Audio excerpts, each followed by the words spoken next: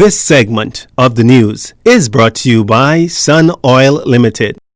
Welcome back. If the country's healthcare system continues to operate beyond capacity, difficult decisions may have to be made, so says Dr. Nakia Forbes, Director of AIDS and Infectious Disease Program, during a Ministry of Health press conference on Friday. It comes in response to the former Health Minister, Dr. Dwayne Sands, claiming that healthcare workers are having to choose who lives and who dies at this point in the fight against COVID-19. Dr. Forbes gives her personal experience in a hospital that has been challenged due to the pandemic. On at least one of the nights that I was on call, we did have a patient present to the emergency room, and we did not have the suitable room to manage that patient. What we had to do was shift patients around, more stable patients, so that we could offer that patient this kind of oxygen and respiratory support that patient needed. I can't speak for the other facilities, but I can tell you that the reality of the situation when facilities are beyond capacity is that you could be in a situation where you could not manage the patient and you might not be able to care for a patient that needs respiratory support. According to Dr. Forbes, at PMH, COVID-19 patients were in care areas that were not allocated for the virus. She admits that it's very challenging and says they have been forced to open unused wards for COVID care. I will give you an example of what another doctor abroad said, that every time a ward that was for non-COVID care is swapped into a ward for COVID care, you lose the ability to provide care for other persons presenting with other problems, which I believe was referenced in the article. At this time, I haven't seen a patient die because we haven't been able to support them and pick someone else who has had to live.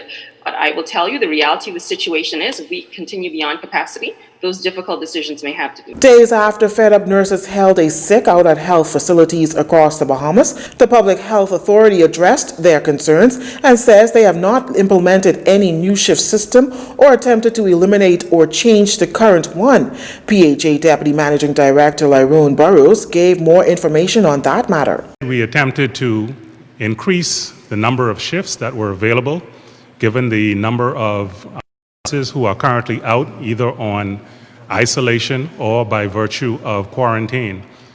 Based on the surge of cases within the Bahamas, we attempted to increase the number of nurses who would be able to utilize the shifts that were currently in place. As a result of that, we have been in dialogue with the union as they saw that we were attempting to implement a system that would eliminate the 4-on-4 system. Mr. Burrows explained the 4-in-4 system reduces the number of nurses that are in play to provide coverage by 25%.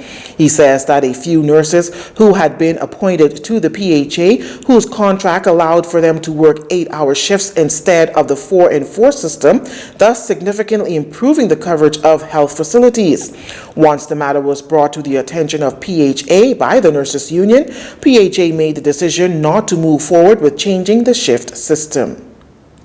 Shifting gears in crime news, police here in the capital investigating the circumstances surrounding the death of a man which occurred on Friday. Preliminary reports indicate that shortly after 7 p.m., police received reports of a man being shot on Dumping Ground Corner.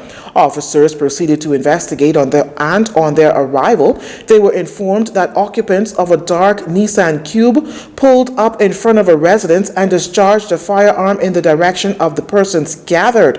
This reportedly resulted in 2 males receiving injuries. The suspects escaped in a western direction. The victims were both transported to hospital via a private vehicle, where one succumbed to his injuries. The other is listed in stable condition. Well, the family of deceased taxi driver Wilton Brown gathered outside the Nassau Street Court after a little over 2 years since his murder to watch the man accused of the crime escorted by police into the courthouse.